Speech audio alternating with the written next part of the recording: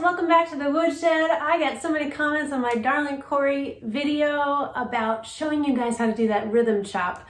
So let's get into it. I'm psyched. Yeah. All right. So it's based off of this alternating bass and chop thing. And there's some variations I'll go through as well. Basically 4 different ways you can do it.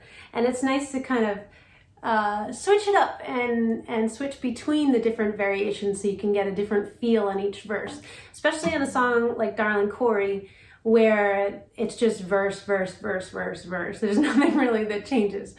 So it's fun to change the rhythm up a little bit.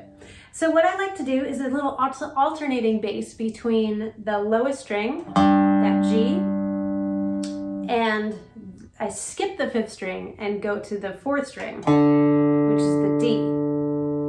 All right. So one way I help the song stay kind of bluesy is I'm muting my thirds. So what that means is I'm actually putting, I learned this from Rob X, by the way. This is not my invention by any means. So I put my pinky finger and this one on the B strings. So my pinky is on the lower B string. Let me see if I can get this up to the camera for you. And everyone has a different sized hand. Rob is able to mute this 2nd string with his pinky. My pinky doesn't reach. It's so tiny. So mine is back here on this low string, and I just kind of rest it there. This finger is on that upper B string, and I'm trying not to mute any of the other ones. So I can't hold the dobro up and show you, but I'll go back, sit down. I need another hand.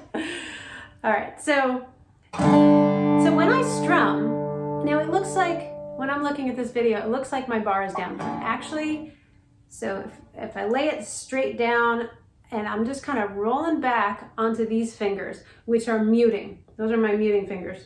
Oh, and now that I look at it, it's actually my middle finger that's going on that top B string. Whatever. You'll find the best way that your hand is able to mute those B strings. So the 5th string and the 2nd string. So now it's kind of a power chord, which I just love that sound. Maybe it's because I was into like 70s classic rock. Anyway, that's the kind of sound. If I didn't mute my B strings, it's a little happy. It's a little muddy with all the ta-da, I don't know. I just don't like it as much. So that has some power to it. So I am not, my bar is actually not hitting the strings at all. It's just above. So I can stick my finger underneath there. And when I move it, so you can tell that the bar is not down at all. I'm just holding it up in the air. All right, so how does that go with the bass line? This does take some practice too, to get it in a way where you're not muting the strings. It may kind of sound like that at first when you're not picking it up enough. Oh yeah, sounds a little weird. So you gotta kind of pick up from your wrist like that. And you don't necessarily want your bar down. All right, so then you're gonna add in that alternating thing. So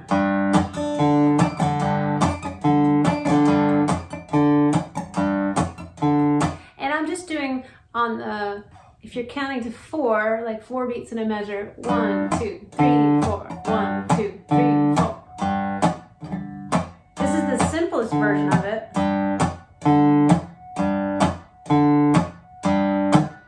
See, my wrist is dropping every time I do the little chop in between.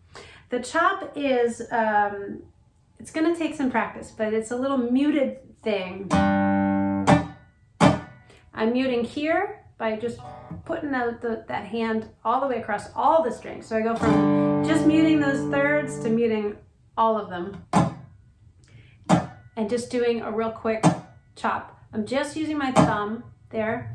And I'm doubling up. People do this different ways. Some people mute with just this hand. Some people mute with just this hand. But I tend to double up just for safety.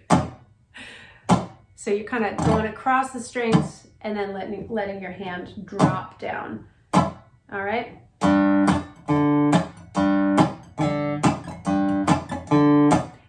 And now I can tell, as I teach it to you, I'm realizing there's some upstroke too. This is another thing. There's a great video. I think it's a 2-disc set from Rob Ikes. When I first started playing, I was obsessed with this one. And he has a part where he explains how he does his rhythmic chop. And I kept trying it at home and my picks would go flying.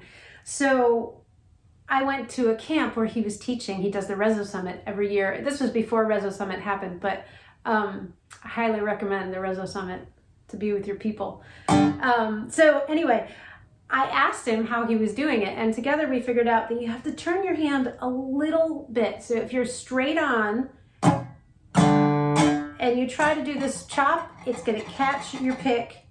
And best case scenario, your pick goes flying. Worst case, this has happened to me during a show where it got stuck and my hand got stuck with it in the strings. Not so fun. So practice this at home. You want to go a little bit. You're going to roll it just a little bit. You can see my hand rolls just a little bit. So that when you go back this way, if your hand hits the strings, it's okay. It's not going to hook onto the string from the back of your finger pick. So when I come back, some people use their thumb. I'm using these 2 fingers and to come back to get that kind of almost like a guitar strum.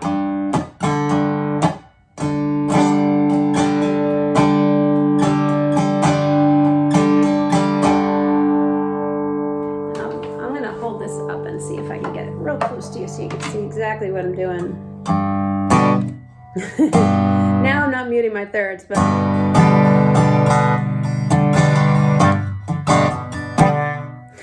that sounds terrible. Anyway, you get the point. Sounds better when you use 2 hands, I think. So what else did I want to show you? So I'm kind of going back and forth between alternating bass and chop.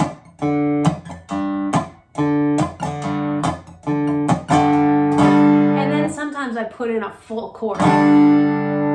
Full, except I'm muting those thirds still. But it's not, I'm not chopping it off.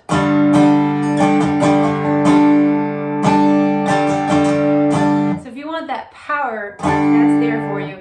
And then usually when I'm singing, I like to bring it down so that I can sing over this thing. So I might start out like this.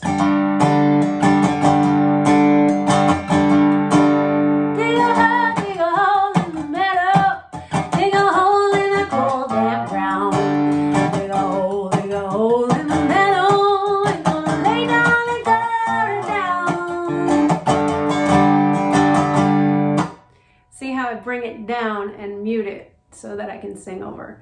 I noticed the other thing I like to do a lot, I like to give it this little bluesy lick.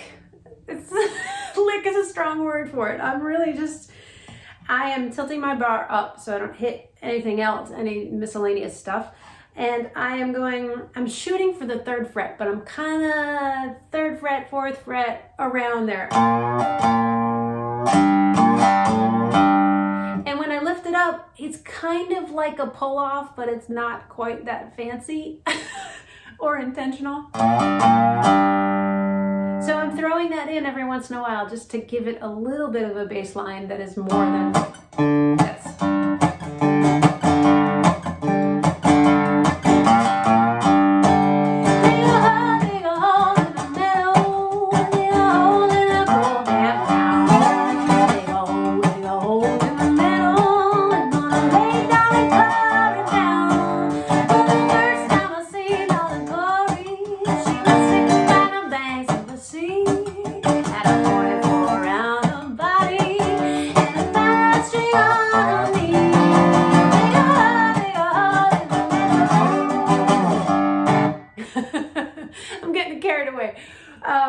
So what I was doing in the middle is just that same exact thing, 3rd fret on the 3rd string, just like the bottom string, but I was fretting the 3rd fret, and then you can see that my wrist is up, so my bar is really tilted. I'm going to show you this too, close up. So this is my bar when it's down all the way, and then now you can see that I'm right on the 3rd fret. This finger is muting my B string. This one's still muting the B string back here. Where is it? There it is. So now I have, but you can see from the side that it's up, so that's why my lowest open G string is still resonating. I just love that sound. Woo! Yeah! And every once in a while, super simple also, I'm going up to the octave. Again, this is just G. I'm not going, it's just what I showed you in that last video, but if you go to the octave, the 12th fret, it's still G, it's just higher. And you can get kind of a crazy vibrato up there.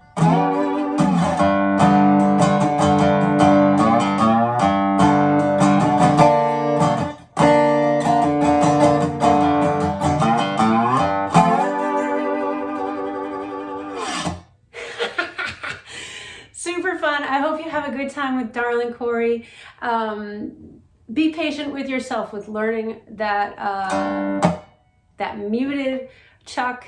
It takes a long time. Your picks are probably gonna fall off. If they do, think of me and laugh and let me know, because we all go through it. And yeah, I hope to see you guys again. Let me know what else you want to learn about Dobro. I am so excited that there's so many people out there learning this instrument. That's my mission, is to just get everybody. Yeah, let's take over. It's so fun. All right, guys, see you next time at the Woodshed.